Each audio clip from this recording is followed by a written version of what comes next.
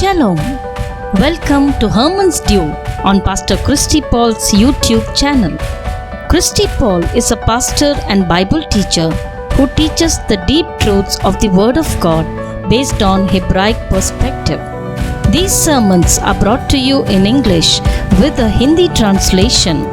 For more such teachings, do check out our website www.christypaul.org. Be blessed as you watch the sermon delivered by Pastor Christy Paul.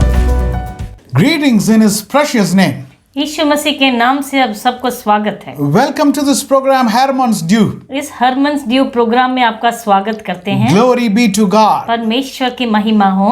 If we turn our Bible to Genesis chapter 1 verse 26, अगर हम अपने वेदी को खोलेंगे उत्पत्ति का पहला अध्याय उसका 26वें पद में, it talks about God creating man. सृष्टि के बारे में जो मनुष्य की परमेश्वर उसके बारे में कहता है। I'll read it for you. आपके लिए पढ़ूंगा मैं। Then God said, let us make mankind in our image, in our likeness, so that they may rule over the fish in the sea and the birds in the sky, over the livestock and all the wild animals and over all the creatures that move along the ground. फिर परमेश्वर ने कहा, हम मनुष्य को अपने स्वरूप के अनुसार अपनी समानता में बनाएं और वे समुद्र की मछलियों और आकाश के पक्षियों और घरेलू पशुओं और सारी पृथ्वी पर और सब रेंगने वाले जंतुओं पर जो पृथ्वी पर रेंगते हैं अधिकार रखें। Now man is unique in God's creation. और परमेश्वर की सृष्टि में मनुष्य बहुत अनोखा है।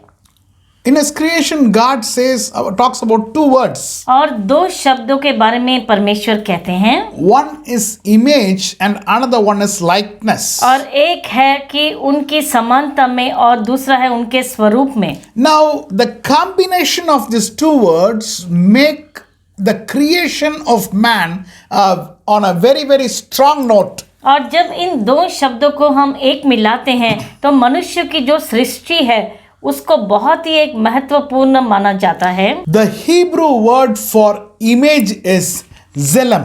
और इब्रानी शब्द जो स्वरूप के लिए है वह है ज़लम। Primarily it means the shadow. और उसका मतलब है छाया। And the Hebrew word for likeness is demoth. और देमोथ है जो इब्रानी शब्द है जो समानता के लिए है। Now, this means it is appearing to resemble someone. इसका मतलब किसी का सुदृश्य जैसे दिखना। Now, the usage of these two words in the creation of man makes them very special. और इन दोनों शब्दों का इस्तेमाल जो मनुष्य की रचना में किया गया उसे महत्व बनाता है। Man is not just an image. और मनुष्य सिर्फ एक स्वरूप नहीं, He is the likeness image. और वह जैसे समानता का छवि है। Now, man is not just a representative of invisible bodiless God. और मनुष्य एक प्रतिनिधि नहीं, वह अदृश्य जो अशरीरी ईश्वर है उसके प्रतिनिधि नहीं है, But he is a faithful representative of God in earth. लेकिन वह एक वफादार प्रतिनिधि है इस भूमि पर परमेश्वर का। And he is an adequate representative for the invisible God in this earth. और वह एक पर्याप्त है प्रतिनिधि उस परमेश्वर के लिए इस धरती पर। When we do something for God in this world, और जब हम परमेश्वर के लिए कुछ करते हैं इस संसार में, maybe in our workplace or in our study place, शायद हमारे दफ्तर में या पढ़ने की जगह में, there is some amount of creativity required. और वहाँ पर कुछ सृजनशीलता की आवश्यकता होती है। How can we be creative? और कैसे हम ऐसे बने? Remember one thing. एक बात याद रखें, We are made in the image of God. और हमें परमेश्वर के स्वरूप में बनाया गया है। One of his characteristics is to create. और उनकी एक विशेषता है कि वह रचा सकते हैं। In Jewish perspective, और यहूदी के दृष्टिकोण से there are two ways to be creative. और रचनात्मक बनने के दो तरीके हैं। Number one, एक है creative, एक कि हम रचनात्मक बने, to be connected with God. परमेश्वर के साथ जुड़े रहना। Number two, दूसरा, to be creative और रचनात्मक बनने के लिए for applause. शाबाशी मिले।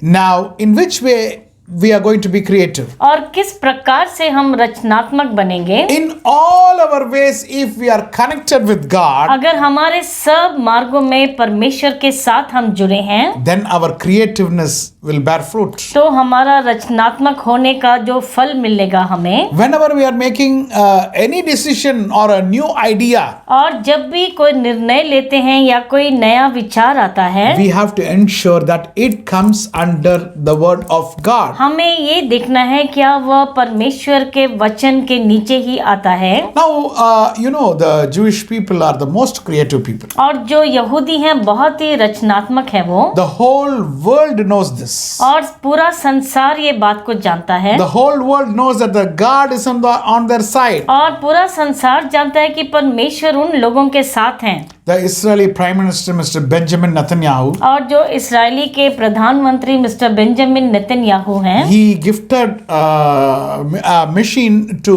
India. और भारत को एक मशीन भेंट के रूप में दी। It is called GAL Mobile Water Desalination and Purification Jeep. और उसे कहा जाता है गैल mobile water desalination and purification jeep. Now that converts any water to drinking water. और वह किसी भी पानी को पीने योग्य बना देता है। In a day, एक दिन में it converts 20,000 liters of sea water to drinking water. 20,000 litre जो सागर का पानी है उसे पीने के पानी में बदल देता है। Or in a day, it can convert 80,000 liters of muddy water to drinking water. और 80,000 लीटर जो कीचड़ युक्त जल है उसे पीने के पानी में बदल सकता है। Now you can see how much is the creativity. और अभी यहाँ पर देखो कितनी रचनात्मक उनका कार्य है। We are the seeds of Abraham. और हम अब्राहम के वंश हैं। That